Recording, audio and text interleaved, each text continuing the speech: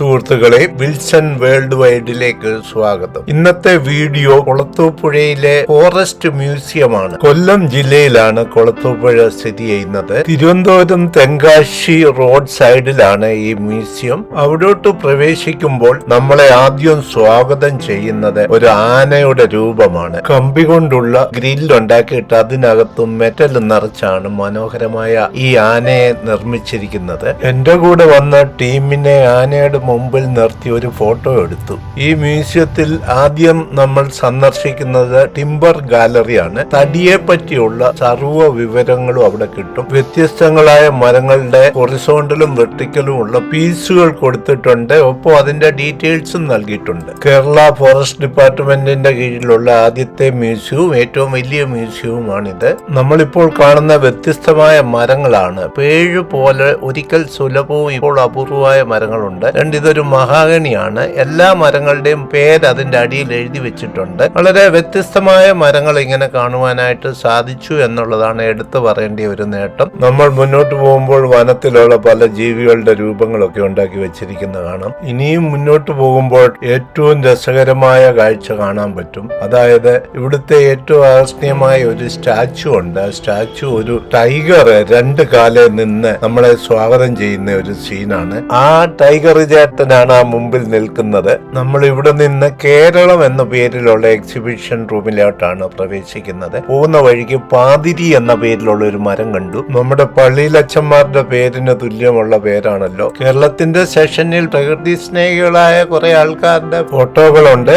അതിൽ കെ നീലകണ്ഠന്റെ ഫോട്ടോയുമുണ്ട്. ഇവിടെ കൊടുത്തിരിക്കുന്ന കേരളത്തിന്റെ മാപ്പിൽ പച്ച കളറ് സാങ്ച്വറിക്കും റെഡ് കളറ് ടൈഗർ റിസർവിനും യെല്ലോ കളറ് നാഷണൽ പാർക്കിനും ഒക്കെ കൊടുത്ത് അടയാളപ്പെടുത്തിയിട്ടുണ്ട്. അതിന്റെ ഡീറ്റെയിൽസ് ഒക്കെ അവിടെ നിന്ന് നമുക്ക് കാണുവാൻ സാധിക്കും. നെറ്റിപ്പട്ടം, ആയോധന കലകളുടെ ആയുധങ്ങളെ, കഥകളിയുടെയും മോഹിനിയാട്ടത്തിന്റെയും വസ്ത്രങ്ങളൊക്കെ കൊടുത്തിട്ടുണ്ട്. ഇപ്പോൾ നമ്മൾ പ്രവേശിച്ചിരിക്കുന്ന വനങ്ങൾ എന്ന സെഷനിലാണ്. അവിടെ ഒരു കടുവയെ കാണാം. കടുവയുടെ കൂടെ നിന്ന് പലരും ഫോട്ടോ എടുത്തു. ഒരു കിങ് കോബ്രയാണ് അടുത്തത്. അങ്ങനെ പല ജീവികളെ ഇവിടെ കാണാം. ആമയുണ്ട്, ഇതൊക്കെയുണ്ട്. ഏറ്റവും വലിയ പ്രത്യേകത ഇവിടെ ഒരു വനത്തിന്റെ പ്രതീതിയാണ്. കിളികളുടെ ശബ്ദം കേൾക്കാം. നല്ല തണുപ്പ് ഇവിടെ ക്രമീകരിച്ചിട്ടുണ്ട്. ശരിക്കും നമ്മൾ കൊടുങ്കാട്ടിൽ എത്തിയതായിട്ട് തോന്നും. ഇവിടെ ഒരു കൊരങ്ങഞ്ചേട്ടൻ ചിന്തിച്ചിരിപ്പുണ്ട്. അടുത്തതായി നമ്മൾ പ്രവേശിക്കുന്നത് തണ്ണീർത്തടങ്ങൾ എന്ന സെഷനിലാണ്. അവിടെ പ്രവേശിച്ച ഉടനെ ഒരു ഡോൾഫിന്റെ പടം കണ്ടു. എന്റെ ഭാര്യയ്ക്ക് അതിന്റെ മുമ്പിൽ നിന്നൊരു ഫോട്ടോ എടുക്കുവാനുള്ള താല്പര്യം ഉണ്ടായി. ഞാൻ അതങ്ങ് സാധിച്ചു കൊടുത്തു. ജലവുമായി ബന്ധപ്പെട്ട് ആഹാരം തേടുന്ന പല ജീവികളെ ഇവിടെ കാണുവാൻ സാധിക്കും. ചതുപ്പ് നിലത്ത് വളരുന്ന കണ്ടൽ കാടുകളും അതിനോട് ചേർന്ന പക്ഷികളും ചതുപ്പ് നിലത്തെ സസ്യങ്ങളും ഒക്കെയാണ് ഇപ്പോൾ നമ്മൾ കണ്ടുകൊണ്ടിരിക്കുന്നത്. നമ്മളൊരു ചതുപ്പ് പ്രദേശത്ത് എത്തിയ അവസ്ഥ തോന്നും. ഇപ്പോൾ കാണുന്നത് മത്സ്യബന്ധനത്തിന് ഉപയോഗിക്കുന്ന ഉപകരണങ്ങളാണ്. വള്ളമുണ്ട്, കൂടുണ്ട്, ചൈനീസ് വലയുണ്ട്. അനന്യമായ ജൈവിക വ്യവസ്ഥകളാണ് അടുത്തത്. ഈ സെഷനിൽ നമ്മൾ കാണുന്നത് അസാധാരണ സാഹചര്യങ്ങളിൽ ജീവിക്കേണ്ട ജന്തുജാലങ്ങളും സസ്യജാലങ്ങളെ പറ്റിയാണ്. അതുപോലെ കണ്ടൽക്കാട് വളരെയധികം പ്രത്യേകം ശ്രദ്ധ അറിയിച്ചിരുന്നു. അതുപോലെ ഒരു പ്രത്യേക ആടിനെ കാണിക്കുന്നുണ്ട്. കണ്ടൽക്കാടുകളുടെ വേരുകൾ പ്രത്യേക ശ്രദ്ധ അർഹിക്കുന്നതായിരുന്നു. ഇപ്പോൾ പ്രവേശിച്ചത് രൂപാന്തരീകൃത യാഥാർത്ഥ്യത്തിലേക്കായിരുന്നു. അത് വളരെ രസകരമായിരുന്നു. ഏറ്റവും ആകർഷിക്കപ്പെട്ട സെഷനാണിത്. മുമ്പിൽ കാണുന്ന സ്ക്രീനിൽ നമ്മളെ തന്നെയാണ് കാണുവാൻ സാധിക്കുന്നത്. അതോടൊപ്പം കാട്ടിലെ മൃഗങ്ങളുമുണ്ട്.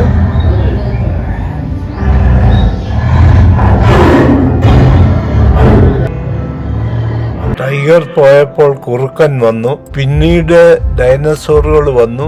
ഇതൊക്കെ കുട്ടികൾക്ക് വളരെ ഇഷ്ടപ്പെടും.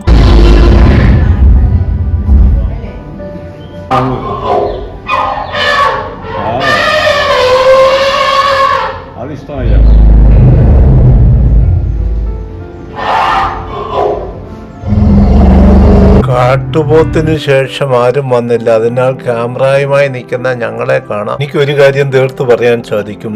ഈ മ്യൂസിയം മലയാളികളിൽ അധികം പേര് കണ്ടിട്ടില്ല. കാരണം ഇത് 2023 ഓഗസ്റ്റ് മാസം 18-ാം തീയതിയാണ് ഇനാഗ്രേറ്റ് ചെയ്തത്. ഒരു വർഷം കഴിഞ്ഞതേ ഉള്ളൂ. ഈ ഹോള് വൈജ്ഞാനിക ഇടം എന്നാണ് അറിയപ്പെടുന്നത്. ആർട്ടിഫിഷ്യൽ ഇന്റലിജൻസ് ആണ് സംഭവം. ഇപ്പോൾ മനോഹരമായ ശലഭങ്ങളെയാണ് കാണുന്നത്. എന്നാൽ ഇത് മാറിക്കൊണ്ടിരിക്കും. ഇതൊക്കെ കൃത്രിമമായി നിർമ്മിച്ചതാണ്. ഇവിടെ വളരെ വളരെ ഒറിജിനലായി തോന്നുന്ന ഒരു ആനത്തല ശില്പമുണ്ട്.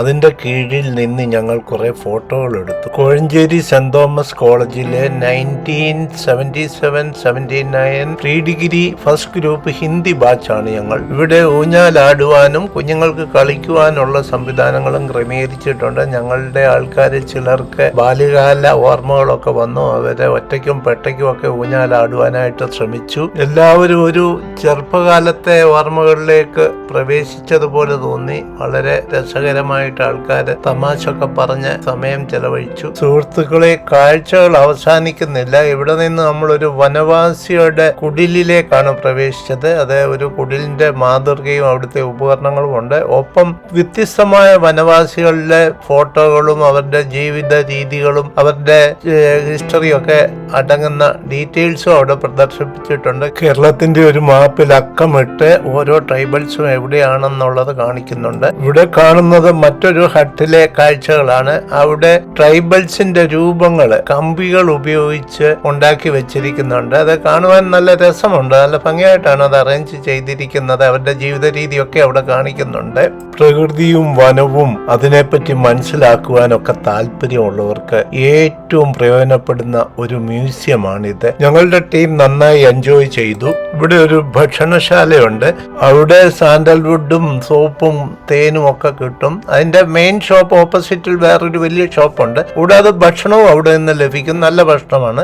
നമുക്ക് അന്യമായ മരങ്ങൾ കാണണമെങ്കിൽ ഇവിടെ വരണം. തീർച്ചയായിട്ടും കുടുംബമായിട്ട് കുഞ്ഞുങ്ങളെയും കൊണ്ട് വന്ന് ഇവിടെ എൻജോയ് ചെയ്യേണ്ട ഒരു സ്ഥലമാണിത്. ഇതിന്റെ മുമ്പിൽ തന്നെ റോഡിന്റെ അങ്ങേ സൈഡിലുള്ള വനശ്രീ ഷോപ്പ് ഉണ്ട്. അവിടെ വനവുമായി ബന്ധപ്പെട്ട വിഭവങ്ങൾ വാങ്ങുവാൻ കിട്ടും. ഈ മ്യൂസിയത്തിന്റെ പ്രവേശന കവാടത്തിൽ അനവധി ചുവർ ചിത്രങ്ങൾ വരച്ചിട്ടുണ്ട്. മനോഹരമായ ചിത്രങ്ങളാണ്. അതിന്റെ മുമ്പ് ഇന്ന് ഞങ്ങളുടെ ടീം അംഗങ്ങൾ ഫോട്ടോ എടുത്തു. വളരെ രസകരമായ ഒരു അനുഭവമായിരുന്നു. ഇതിന്റെ തൊട്ടടുത്തൊരു ക്ഷേത്രമുണ്ട്. ആനക്കോട് മഹാദേവർ ക്ഷേത്രമാണത്. ഞങ്ങൾ അവിടെ നിന്ന് ഞങ്ങളുടെ ബസ്സിൽ കയറി 2 കിലോമീറ്റർ അകലെയുള്ള മീനാക്ഷി റെസ്റ്റോറന്റിലേക്ക് പോയി. അവിടെയായിരുന്നു ഞങ്ങളുടെ ഉച്ചഭക്ഷണം ക്രമീകരിച്ചിരുന്നത്. ഞങ്ങളുടെ ടീമിലുള്ള റജു കെ വർഗീസ് ആയിരുന്നു ഭക്ഷണത്തിന്റെ ക്രമീകരണങ്ങൾ നടത്തിയത്. അടിപൊളി ഭക്ഷണം, അനവധി ഐറ്റം ഉണ്ടായിരുന്ന ചോറിന്റെ താലിയായിരുന്നു ഞങ്ങൾ കഴിച്ചത്. അതിന്റെ അകത്ത് അത് കൂടാതെ കപ്പ വേവിച്ചതും മീൻകറിയും ബീഫ് കറിയും ചിക്കൻ 65 ഉണ്ടായിരുന്നു എന്നുള്ളതാണ് പ്രത്യേകം എടുത്തു പറയേണ്ട ഒരു കാര്യം. അതൊക്കെ പ്രത്യേകം ഓർഡർ കൊടുത്ത് വാങ്ങിച്ചതാണ്. ഈ വിഭവസമൃദ്ധമായ ഈ ഊണിന് ഒരു പ്ലേറ്റിന് 160 രൂപ മാത്രമേ അവർ ചാർജ് ഇട്ടുള്ളൂ. അതിന് ഒരു ബിഗ് സല്യൂട്ട് ആ ഹോട്ടലിന് കൊടുക്കാതിരിക്കുവാൻ പറ്റില്ല. ഇതൊരു ബിസിനസ് പ്രൊമോഷൻ ഒന്നും അല്ല. ഹൃദയത്തിന്റെ ഉള്ളിൽ നിന്ന് പുറത്തു വന്ന കാര്യം അങ്ങ് തുറന്നു പറഞ്ഞെന്ന് മാത്രം. സുഹൃത്തുക്കളെ, നിങ്ങൾക്ക് ഈ വീഡിയോ ഇഷ്ടപ്പെട്ടെന്ന് ഞാൻ കരുതുന്നു. തീർച്ചയായിട്ടും എൻ്റെ ചാനൽ സബ്സ്ക്രൈബ് ചെയ്യണമേ. ഒപ്പം ഒരു ലൈക്കും കമന്റുകളും ഒക്കെ പറഞ്ഞാൽ കുറെ കൂടെ സന്തോഷകരമായിരിക്കും. എന്റെ അടുത്ത വീഡിയോ ജഡായു പാറ ഉടനെ വരുന്നു. കാണണമേ.